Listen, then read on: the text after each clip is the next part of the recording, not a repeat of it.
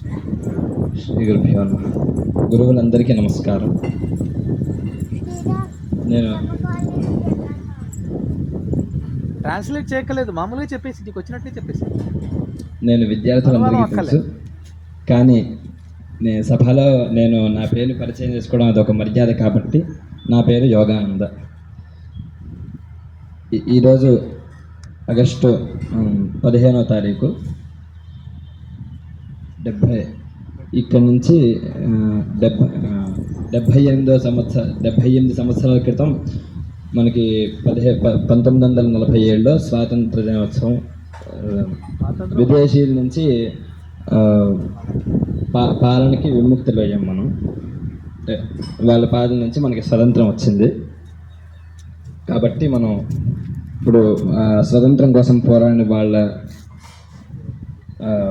ధీరతని, వాళ్ళ ధైర్య సాహసాలని, వాళ్ళ సహనాన్ని, వాటినన్నింటినీ తలుచుకుంటూ ఈరోజు మనం స్వాతంత్ర దినోత్సవం ప్రతి సంవత్సరం మనం జరుపుకుంటూ ఉంటాం. అందరికీ స్వాతంత్ర దినోత్సవ శుభాకాంక్షలు.